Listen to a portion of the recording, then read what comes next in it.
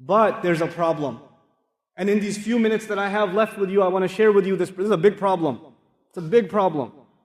I see this problem in America, and I'm also seeing it here. I was realistic before I came here. We're a global world now. The problem of Muslim youth in America are the same as the problems of Muslim youth in Qatar, or in Dubai, or in Saudi, or in Pakistan, or in Egypt. The youth have the same problems. You have the problem of some kids saying, some young people saying, and even older people saying, I know it's haram, but Allah is so merciful, man. He's like Ar-Rahman Ar-Rahim. I know it's haram, but come on, He's not gonna punish me for that. He's gonna take it easy on me. I want to help you understand this problem. Because Allah described His love and His mercy with such an extreme way, some people might try to take advantage of it. Some people might say, it's just a little bit of drugs. It's not that much. I just do it like twice a week. And I don't do it on Friday. And I stop all of Ramadan, I stop. I don't drink a single, bottle of liquor in Ramadan. But other than that, sometimes, it's okay. Ar-Rahman Ar-Rahim. I'll make Umrah this year, it'll be fine. They figure out they can just eat haram things, look at haram things, do haram things, and it's okay, Allah will take care of it. Allah will forgive. I want to give you an example to help you understand this. One of my earliest jobs was I used to teach at a school. Young kids. These are 7-year-old kids, 2nd, 3rd grade kids. And I thought that these kids are going to love me. I will tell them stories. I will make jokes with them. I will jump up on the desk and I will jump around and entertain them and I will scare them and all kinds of things. These kids used to love me. I used to go in there and tell jokes and tell stories, and they used to be loud. The principal used to come in and say, what's going on here? And I used to say, sorry, we'll calm down. I did this for a whole week with these kids. I used to walk into class and the kids used to clap. But then after a week, I go back into class and I say, okay guys, open up chapter 5. Nobody opens up chapter 5. They're all looking at me. Tell us a story. Tell us another joke. And kids are talking to each other. There are people jumping around. There's a kid who's got a pencil in his hand and he's writing his name on the wall. And he's looking at me and he's writing it. And he's looking at me again and he's writing it. You ever see that happen? And then his friend says, I think he sees you. He says it to him. And he goes, I know, but he's a nice guy. And he keeps going. They think I'm merciful. They think I'm kind. So they figure, hey, this is a nice teacher. We should do whatever we want. When Allah describes His mercy and His love, some slaves of Allah, man, they try to take advantage. Like, Allah is so merciful. No problem. I'll give you one more example before I conclude. I haven't introduced Allah to you yet. Alhamdulillahi Rabbil Alameen Ar-Rahman Ar-Rahim is 2 ayat. There are 3 ayat that introduce us to Allah. But before I get to the 3rd ayah, I want to give you a simple lesson. Imagine there's a man and he has a slave. So this guy has a slave. And he tells the slave, you can do whatever you want. Here's the field. He owns a field. He said, you can do whatever you want in this field. You can eat whatever you want, go wherever you want. Just don't go on the other side. There's a line. He drew a line with chalk. Not even a fence. It's just chalk. Just don't go on the other side. So the slave is happy. He could do whatever he wants. And one day the slave is close to the border. And he falls. And he falls on the wrong side. And he immediately looks at the master staring at him. And he says, sorry. It was a mistake. And the master doesn't say anything. No problem. He doesn't say anything. So he gets up, he dusts himself off. He's okay. Next day he pretends to fall. And then says, sorry. The master doesn't even get up, doesn't even look angry. He says, this is pretty good. I mean, he told me not to go on the other side, but I've gone twice and I didn't get in trouble. This must mean it's okay. Some Muslim says, I had some haram substances and no lightning struck from the sky.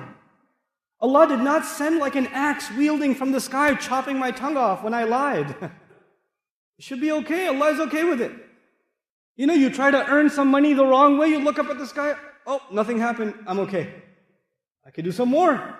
So this slave starts going on the other side over and over and over again. And a whole year goes by. Now he spends most of his time on the other side. So the master calls him. After 1 year, he calls him. And he says, so, how's it going? Pretty good, pretty good. You're pretty kind. Love it. And he says, listen, remember when I told you shouldn't go on the other side? He goes, yeah, I remember. Well, I've decided to punish you for that. But I will punish you for I've been counting. Every time you went, and I will punish you for every single time you went, but I will punish you all at the same time. I was holding off.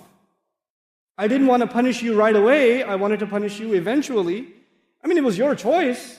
I didn't stop you from going. I just said, don't go. And I told you there will be consequences. But I've decided to get you right now with all of it. All at the same time, 1 year's worth of transgressions. This is Judgment Day. The human being thinks you can get away with whatever you're doing. No problem. I did something bad yesterday, nothing bad happened today. I should do it again today. Then I could do it again tomorrow, nothing's going to happen. It's all good. But Allah Azza wa Jal says, He puts the picture, He balances the picture, He says, Maliki yawmiddin. He's the master of, He's the owner of the day on which perfect judgment will be executed. Everybody will get exactly what they deserve. He's the master of that day too. So as I leave you in this khutbah, I want to share with you that Allah balanced two things. On the one hand, He is extremely loving, extremely merciful. And on the other hand, if you take advantage of His love and His mercy, then He will judge you too.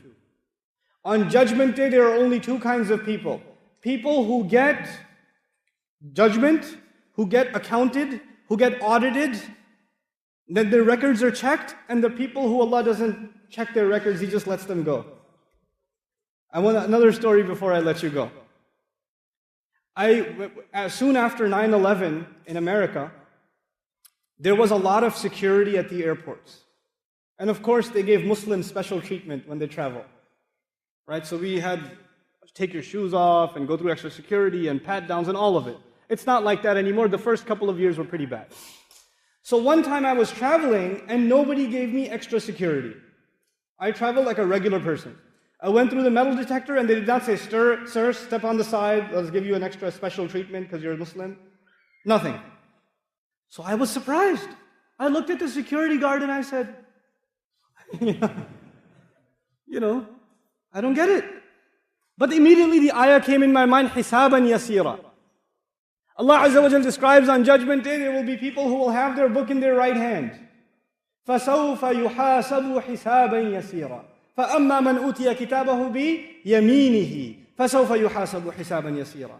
The guy who gets the book handed to him in his right hand, he will be given an easy audit. You don't have to open your book and show the angels. By the way, on page 35, I have a Hajj. Please make sure you check that one. I think I caught Laylatul Qadr this Ramadan. If you make sure I get that. The angel says, Gali koi nahi. Jao. Just go. It's okay. No big deal. They're not checked.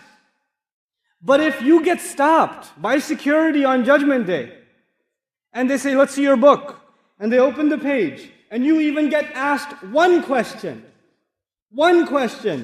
Judgment Day is bad for you. It's bad for you. إِنَّهُ مَنْ سُئِلَ يَوْمَ الْقِيَامَةِ فَقَدْ هَلَكَ. The one who gets asked even one question on Judgment Day is done, is destroyed. On Judgment Day, either we will be people under the shade of Ar-Rahman Ar-Rahim, or we will be people under the justice of Maliki Yawmiddin. We want Allah Azza wa Jal not to judge us. We want Him to show us His mercy, so we don't take advantage of it. We keep it balanced. This is the essence of who Allah Azza wa Jal is to us. Don't think that you're forgiven just because you do some good deeds.